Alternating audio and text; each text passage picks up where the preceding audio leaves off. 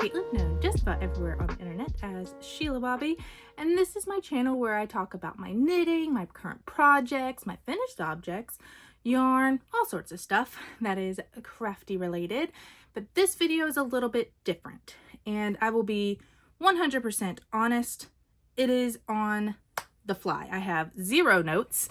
I do have the notebook for SAFF to kind of guide me through some of things if I need and to show you some things, but we're winging it today. All right, so what are we here to talk about? We're here to talk about SAFF.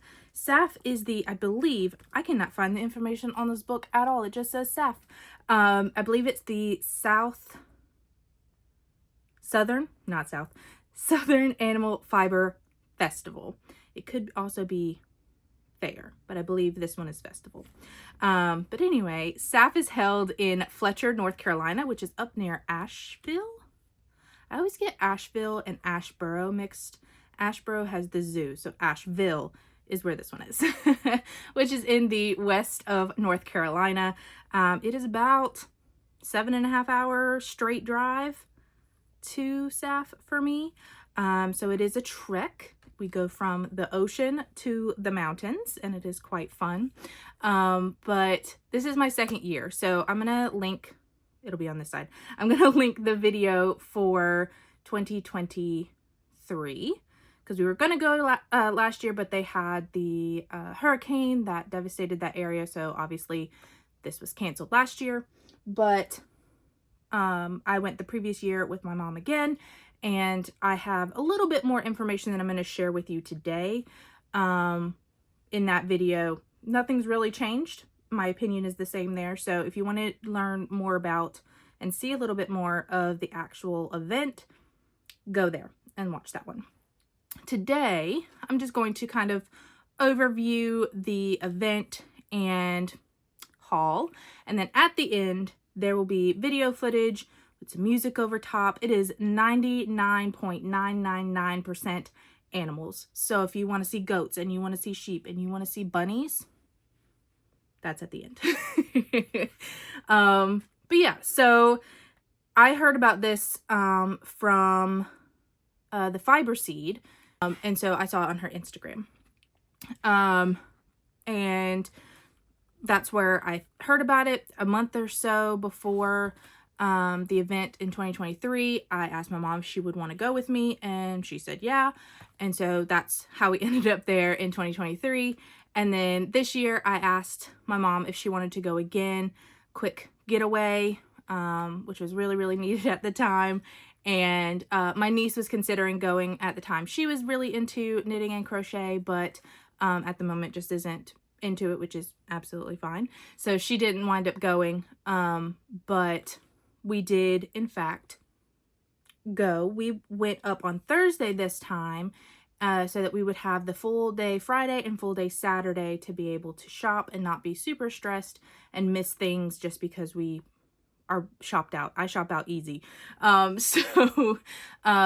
we went up on Thursday and got into our hotel. Our hotel was really, really close to the event. And this year the traffic was a lot better because they've finished up a lot of the construction that was happening in 2023. So traffic was a lot better. There's a lot of shops and things. We went to a Target for some things that we forgot. And yeah, there's a lot of things around there. But on the day of the event, we got up and went straight there when it opened. As far as parking and everything, that was similar to the previous time we went. We didn't have a problem finding a parking spot that was well within walking distance between the two shopping buildings. Let me see if I can find the map. Yeah, so here's the map of the area. And all of this area over here is parking. And we parked both days in this area. So there was plenty of parking to go around. There's also parking in the, I say Mago, but other people were saying Magoo. But anyway, at this building, there was always parking. So if you needed to drive over to that area to see the animals, then you had that ability. The walking in between the shopping area and the animal area is on a hill. And so if you need mobility devices or just need help getting around, it is on a pretty steep hill. So I would recommend driving over there if that is necessary. As far as accessibility, it was the same as 2023. There's a lot of spaces. A lot of people were using mobility aids, from motorized scooters all the way to, you know, canes, and also having animal service dogs. Plenty of room, plenty of space. There's a lot of places to sit. Now, during meal times, those places to sit are a little bit more limited, but typically there's somewhere you can sit if you need. So accessibility is great for the shopping. Now, for the animals, there is a little bit of an issue because the arena, and you'll see it in the videos coming, the arena is you enter in on the top level, and then there's seating going down like an arena would be. And I personally did not see any area that would allow for a wheelchair or mobility device to ease down. You had to go downstairs. I did see people with what are those things called for the babies? Strollers. I did see some people down there with strollers, but I'm assuming they carried those down there because, as I said, I didn't see any area that you could easily go down. So keep that in mind if you are wanting to look at the animals. I know that they had an entrance at the back, which was typically where the animals come in.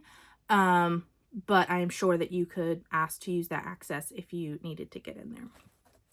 As far as the individual vendors, if they only had one booth space and they did not set that up themselves in a way that was accessible to everyone, that specifically is on the vendor, not on the building itself. There were a lot of vendors that were just one booth space and easily accessible for everyone. There were, of course, some that were not, but again, that's the individual vendor's issue and not the event itself. Yeah, so let me show you that map again. So there are two shopping areas, and I'm doing this backwards, so you have to forgive me. The Davis Arena and the Expo building. And then this is the workshop building, which I did not go in because I didn't do any workshops. There are also workshops in this one, around the edge of this building. The area here had the fleece on the top level. So if you're interested in fleeces and things, that's on the top level. And so were the bunnies. So that was exciting. But yes, those are the only areas that I know of that were used. And like I said, all good, easily accessible. You did pay for parking, and that was your ticket in. Mom and I did the 3-day parking because it was the same price as 2-day parking, and we were going to be there for 2 days. And so we just got the 3-day pass just in case we needed that 3rd day, which we didn't. And so easy peasy, lemon squeezy. I should also mention that most of the area is cemented, so like paved, so you are able to get around. That's not rocked or anything like that in the main parking area. If you had to park a little bit farther out, I do believe there was some rocks, but again, parking was not an issue. This year, they also had food trucks, which was not there on 2023. They had food trucks here. There were 3 food trucks. One was there for breakfast, which was a sandwich shop that I cannot remember the name of. But I believe they had like a breakfast sandwich and coffee and stuff like that. And then around 10, 11 o'clock, the other 2 trucks showed up, which was a barbecue place, which we did not participate in, and then a hot dog vendor, which we did participate in both days.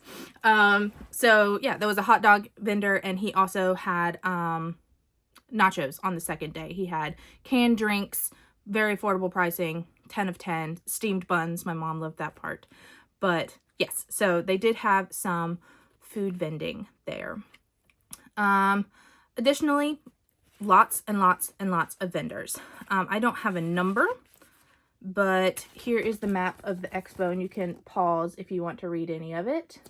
So that's the smaller shopping area, and then this one is the larger shopping area.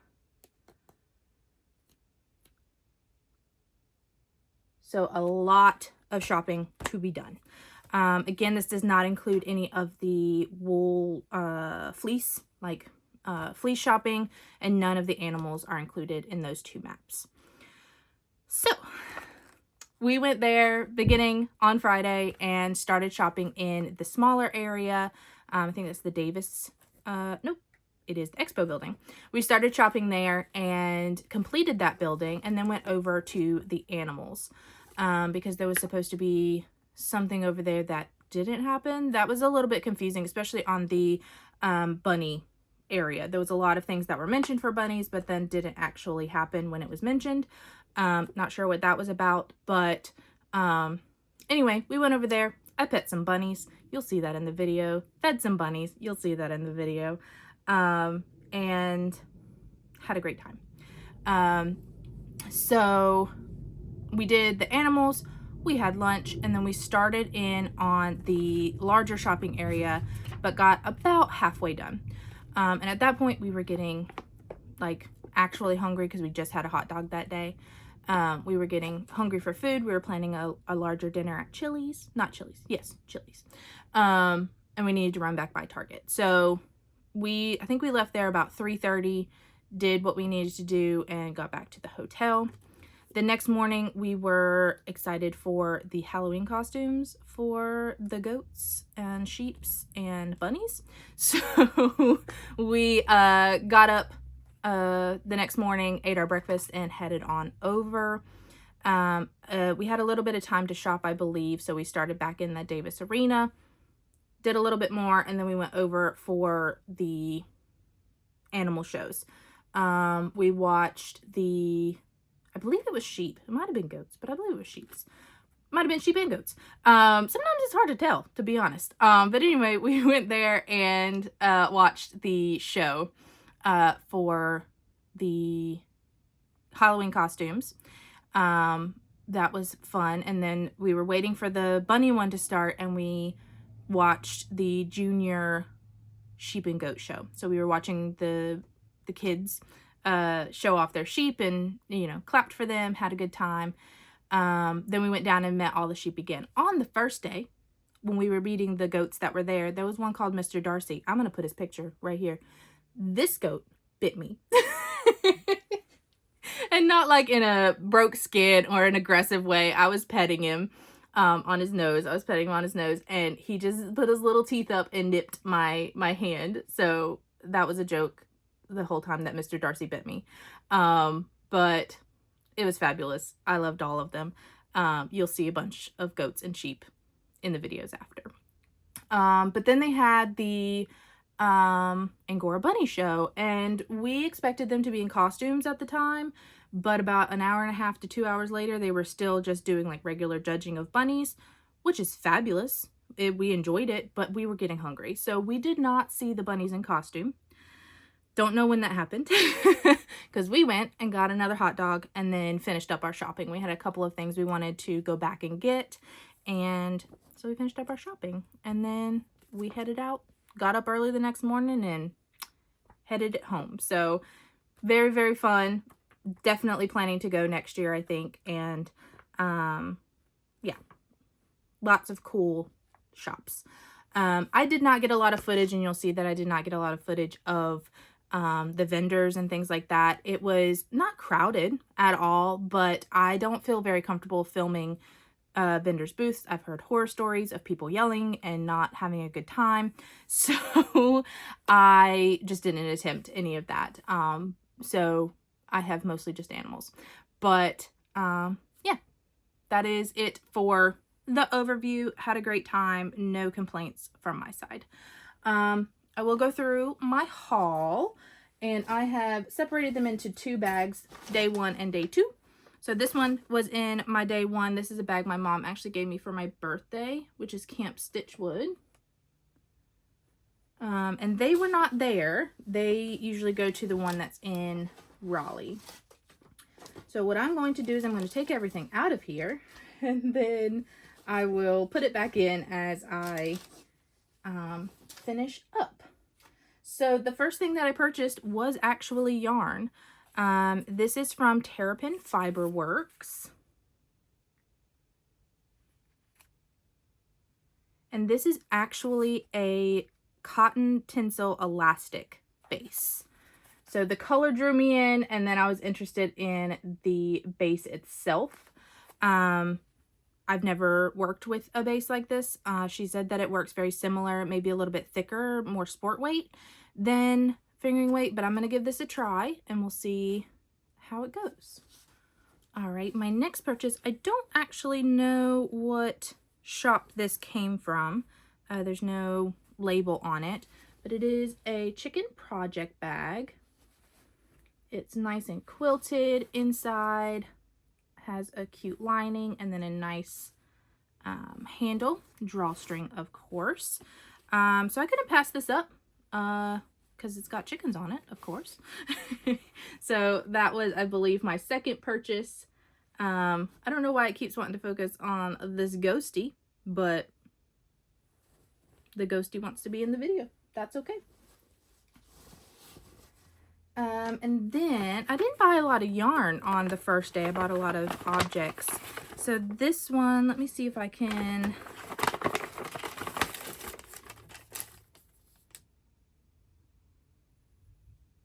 I can't read that sign, so I am sorry. I don't know the shop name of this one as well. But I got this little sheep, little handmade sheep, and the person who did this was amazing. We had just come from a shop that was like, don't touch anything, don't look at anything, unless you're gonna like buy it, and you know, all that sort of stuff. Just not a very good customer experience. And we went over to this lady and she was like, welcome in, touch everything, pick up everything, try on stuff. She had a whole bunch of stuff. She was great. So this is Nola, and she is a little handmade sheep made from alpaca, or I think she said the other thing would be mostly alpaca and then some Angora goat. So mohair and stuff. So little sheepy, and she had named all of them. So now that I've shown you this, he's going to go, or she is going to go on my decoration. So I'm going to leave her out to do that. But yes, I got her. I'll toss that bag. I also went to String Theory and got mystery stitch markers. I told my niece I would get them so that we could open them together. This is her favorite part of any of the shows. So this one just has gummy bears, all claw, claw markers, claw hardware. I don't know sorry, I'm not trying to flip you off. All little gummy bears of various colors, shapes, sizes, and styles. So I grabbed that from them and then waited to open it when, come on, no, don't want to. And then opened it when my niece came over the next day when we got back. So now I can add those into my stitch marker collection. Oh no, I dropped one. I'll get it later. And then two more things for the first day. We met a lady, her name was Bridget, and she had a store that had a whole bunch of little handmade things of different varieties. And I have seen these. She's always at the shows, and I always see these little chickens that have a magnet on the bottom. And I've just never bought them. So I picked one up from her. She was the nicest lady. Her and my mom are besties now, I think. So I picked up that little magnet to put on my whip cart. And then the last thing I got was, my mom always looks at the felting kits and felting things that are there, and says she can't do them but wants to do them. So I bought her and I a kit to do these felted pumpkins, and this kit comes with everything that's needed to get started. It's a completely beginner kit. So one day we will make these and I will show you guys on the podcast. But that was everything I purchased on the first day. the second day is in this bag, and there's more yarn than there is in the first day. So I'll show you the bag first. So this is from Beady Sisters Podcast, Beady Sisters Project Bags. And then it's another chicken bag. This one is a zipper with goats inside. How could you pass it up? So I got that. And then Granite Mountain Fiber Co. was there, and she makes the best black. So I, of course, had to go pick up another black. This is Brick House Fiber Works. They are Prism Circular Knitting Needles made in the US. I gave these a try. She had some DPNs, and I gave them a try, and they were pretty good. So I picked up a pair of sock needles to give them a go. They have a lot of different sizes. They don't have the bigger sizes yet, but they are working on that. But they have a lot of different needle length sizes and cord sizes. They have DPNs, not interchangeable. They're all fixed, but their cords swivel. So got a pair to give them a go, and they're prism shaped. So they're not, or not prism shaped. They're hexagon shaped. So we'll give that a try, and see how we like them. I think the rest is yarn. Nope, I forgot. I do have some little notions in the bottom. Let me do those first. So I, of course, picked up my free 3D printed. I have so many of these. Every time I go to a show, I pick up one of those from the 3D printed shop that does a whole bunch of different types of notions. So I got that, and then I was there for snips. So I did buy 3 pairs. This one is kind of unique to itself, but this gold one, I have a black pair that looks exactly like that, but it's already in a project bag, so I can't show you that one. But yeah, so I got 2 pairs of snips, and then the rest is yarn. I was drawn to this one by Deep Dyed Yarns, and this is Autumnal 2. It is a sparkle base, no nylon. Yep, just Lurex and Superwash Merino. But this color, it needed me. It needed to become something. So picked up that. And then I went to Hinkston Handmade. And I was actually going to leave this stall without picking up anything, because self-striping is hard to tell what it will do. And I wasn't drawn to anything right off. But my mom saw this made up into a swatch and said, "That's gorgeous. This is called Christmas at the Cabin." And I said, "You are right. I'm going to get that."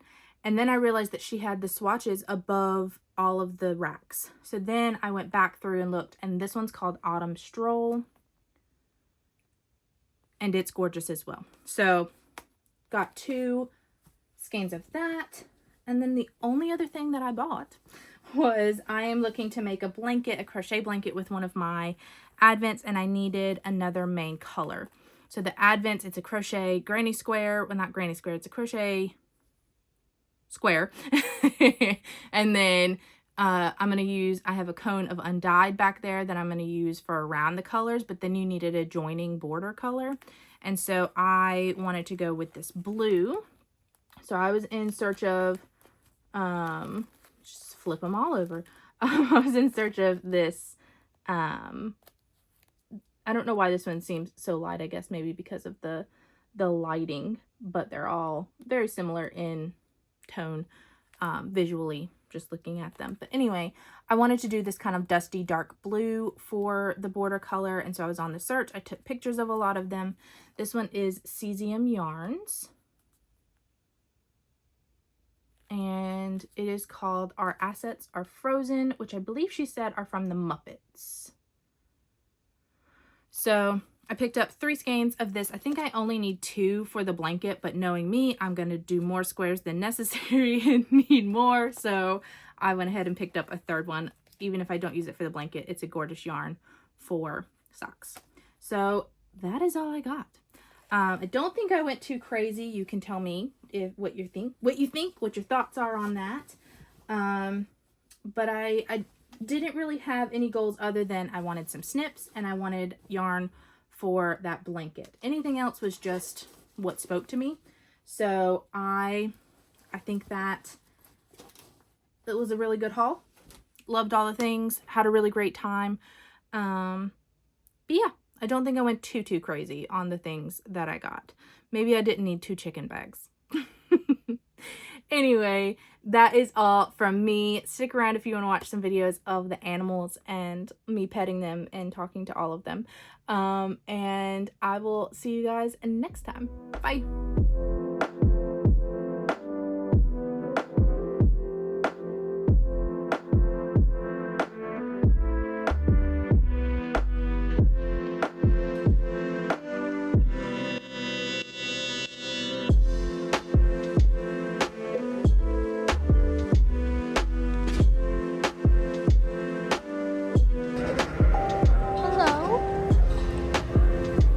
Goat. You have a goat chin. Hi. I don't have any snacks. I'm sorry.